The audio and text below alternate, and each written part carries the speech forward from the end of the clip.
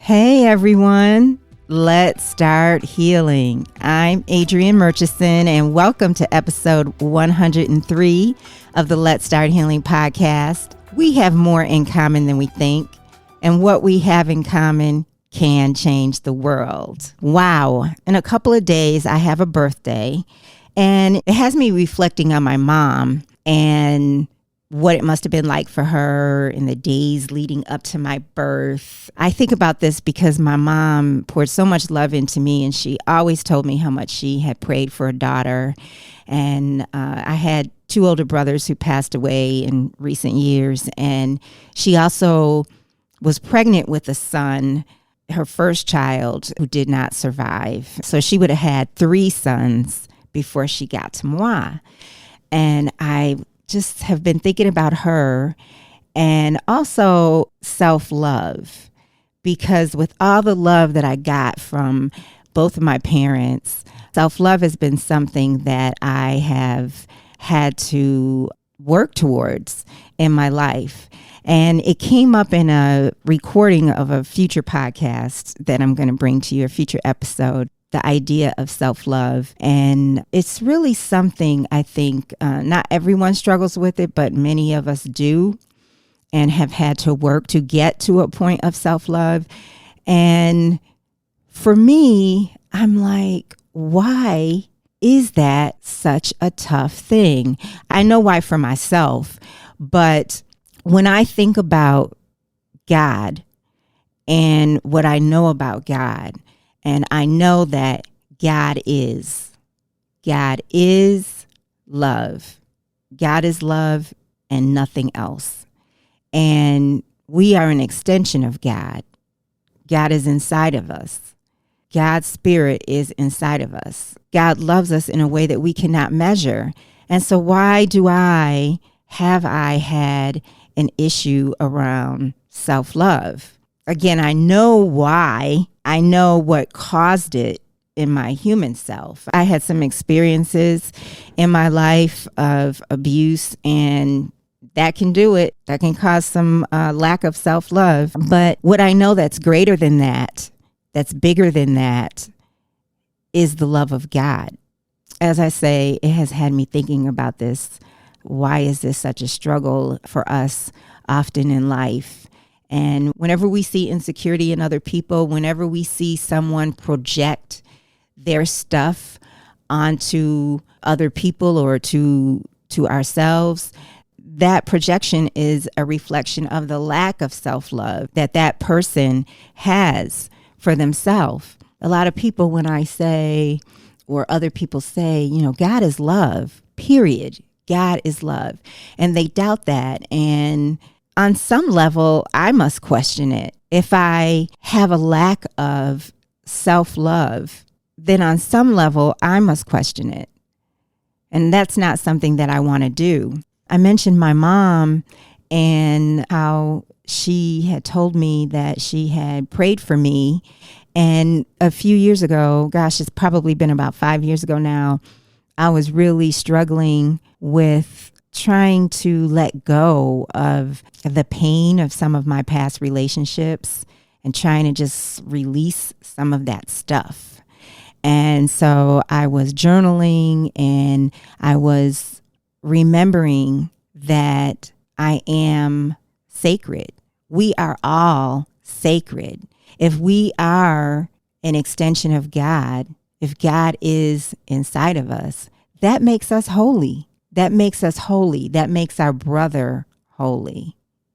That makes that person that really gets on our nerves holy. And so I wrote in my journal, this was 2018, I wrote partly, between my birth and mom's death to her human form, I place myself.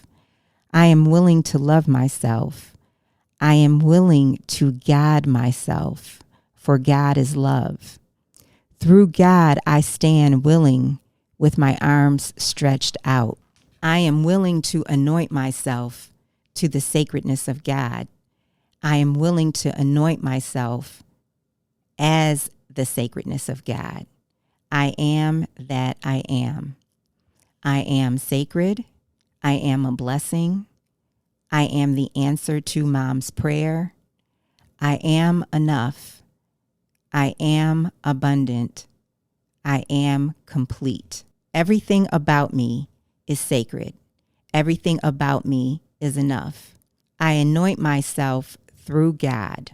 I accept His word for what I am, for He bears witness to the beautiful creation and the mind whose thought created my reality.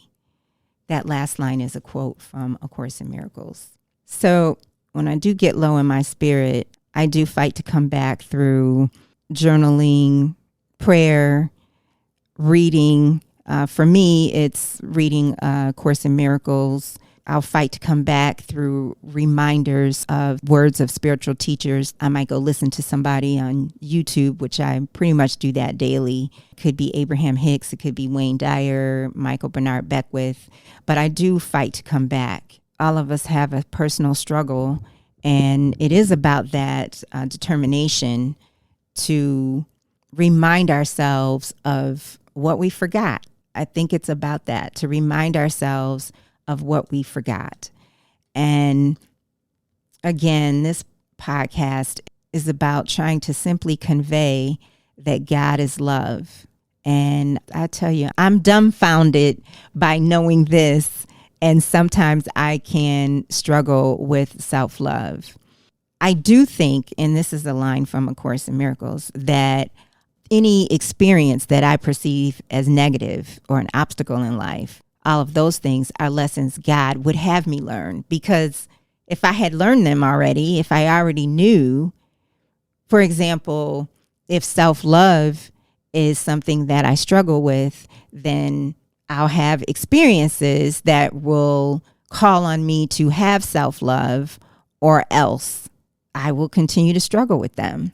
So I do believe that all things that I may struggle with are lessons God would have me learn. All things are love or lessons God would have me learn. And in the early days of the pandemic, and I want to say years, definitely in 2020, and to some degree recently, but in 2020, whoa, that was so hard. I was really getting some in-your-face experiences. And no matter what I did, I was like, nothing would work. I would pray about it. I might pray, I did. If it was a person that was causing me agita, I'd pray for the other person. I did all my usual spiritual practices. No matter what I did, it was not changing. And I was like, what? What, God? What? And I came to learn and understand that it was about self-love. It was about, what am I going to accept? What am I not going to accept? Do I understand who I am as a child of God? Do I understand the power of that? To be a child of God, to have God inside of us and to live in that space is so powerful. Do I accept that? Do I embrace that? Do I embrace who I am? And so I had to come to understand that. And, it got to be one of those things of, I'm sick and tired of being sick and tired. And so I had breakthroughs around that. There is this exercise that never fails.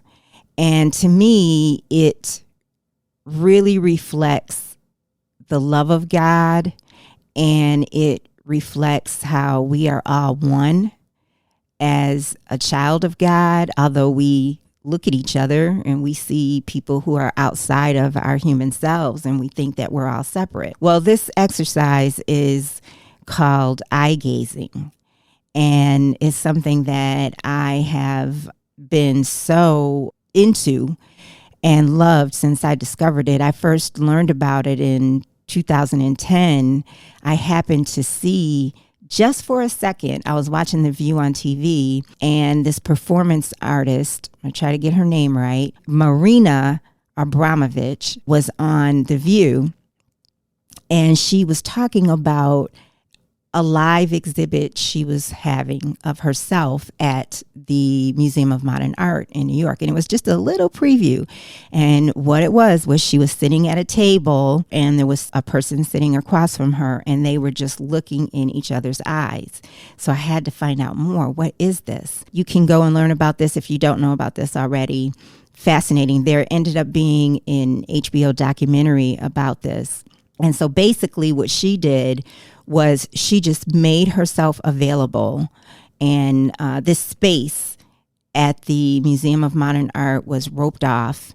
And in the center of the space, as I say, was her sitting at a table. And then people would line up and they would come and they would sit down one by one and spend whatever amount of time they wanted with her. And she did this for 8 or more hours a day. So a person would sit down. It could be a child, it could be adult, whatever. They could sit as long as they wanted, as long as they needed to.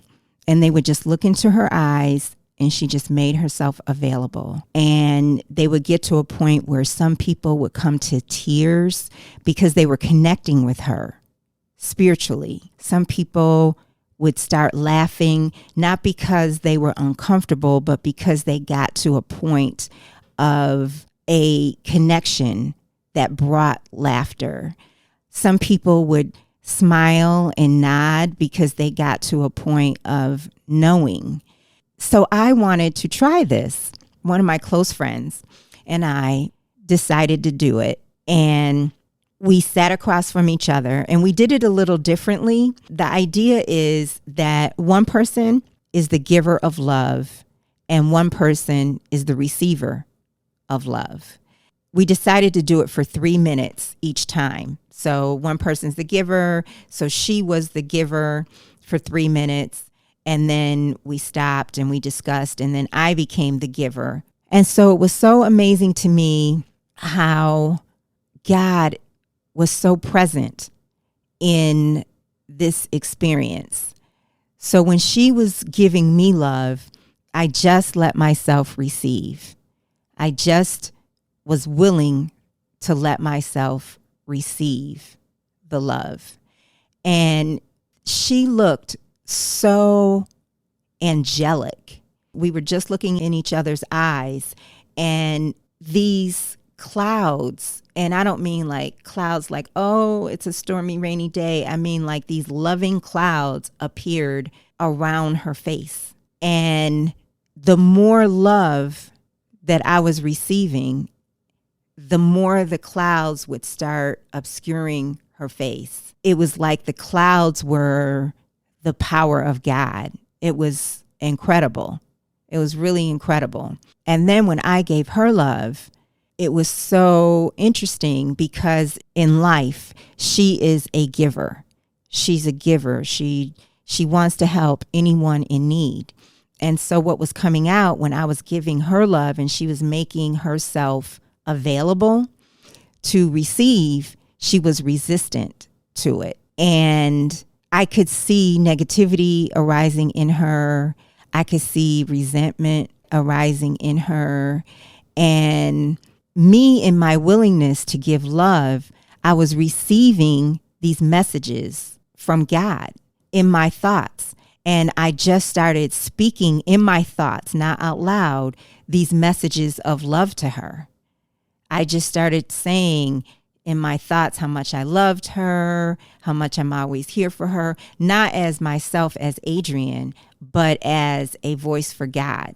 What I was picking up that she was feeling, and this is true for anyone who does this exercise, it is so real. It's like you become a vessel for God in the connection with the other person. When you stop after whatever amount of time, we did 3 minutes, and you discuss, you're never wrong. They're never wrong, and you're never wrong. What you are experiencing is absolutely on point. And that for me shows me how we're connected, how we are love. I've had so many experiences. I've had experiences where I've done eye gazing with people I'm just meeting. I'm at a get together and I'm just meeting them for the first time. And we do this eye gazing exercise where one person is the giver and the other person's the receiver, and then we switch. And we have cried. We have bonded. It is just so real. It's such a real proof of God and our oneness. I had this experience once where I said, this is such an example of how I need to remember this and carry this with me through life, because I was giving love to the person and I had just met this person, and the experience I was having was as if I was behind a veil, and the person who I'm giving love to thought she was alone and she was in need and wanted love and was upset. And here I am as an entity of God, not as myself, behind this veil with all of this love that she can have. And she only needed to know that this love is here so that she could receive it. To know is to receive. And some of it started sinking through. Some of it, before we got to the end of the few minutes, started coming through, and she started feeling the love. And it was incredible when we started talking about, after the few minutes was over and we started talking about what I'm sharing, she was affirming exactly what I just said. And I thought that my experience of this veil was an example of God and how God is right here. And often we don't realize it. Like, God is right here. I have moments where I have felt so alone, and then God will let me know in some way that I'm not alone. I think, I feel so alone, and I'll remember that experience. No, God is here. My loved ones, if I need them, who have passed on, they're right here. All of this is so much greater and bigger than the things that we deal with in this human form in this world. And so it brings me back to the knowing that I will have, and then sometimes I still will have a struggle with self-love. How can I have a struggle with self-love if I have all these experiences of knowing who and what God is? So as I say, I have a birthday in a couple of days, and I started thinking about what is our calling, what is my calling, and what is each person's calling in life. What lesson? Is there a lesson? Is there, for lack of a better word, is there something that I came to conquer? Often, if you listen to Wayne Dyer, he often will talk about how for him it was about self-reliance. He came here to learn self-reliance, to teach self-reliance, the power of self. And all of us are teachers. Every one of us is a teacher. And so what he says is that in order for him to understand this, then he said, well, God said, let's put him in an orphanage. And he spent 10 years, I believe, in an orphanage. And so for me, it is this breakthrough to self-love. It's to know self-love. And love of self is love of God. God is love. God is inside of us. We are a host to God. We are an extension of God. So for me, the more I know about self-love, the more I know about God. And that is something I was born with, a desire to know God. That was a seed in me as a human being.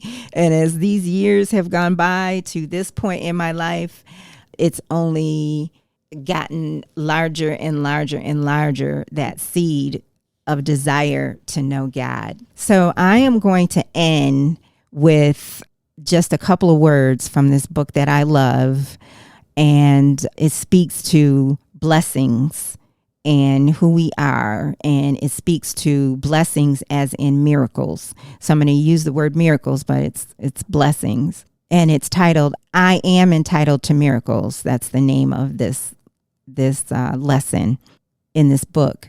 You are entitled to miracles because of what you are. You will receive miracles or blessings because of what God is. And you will offer miracles because you are one with God. You are only asking that the will of God be done. Today we will claim the miracles, the blessings, which are your right, since they belong to you. You have been promised full release from the world you made. You have been assured that the kingdom of God is within you and can never be lost. We ask no more than what belongs to us in truth. This little prayer at the end says, I will not trade miracles or my blessings for grievances. I want only what belongs to me. God has established miracles, blessings as my right. Well, amen to that. That was a little bit from A Course in Miracles. But God is love. God is love. It's so simple as that. It's so simple as that. And for me, to fully experience that power is to be present. When I'm not present, a lot of things that I don't desire happen. That's why I love the two simple words of God is. Because is present. It's present. So God is. God is love. God is. Until next time, let's start healing.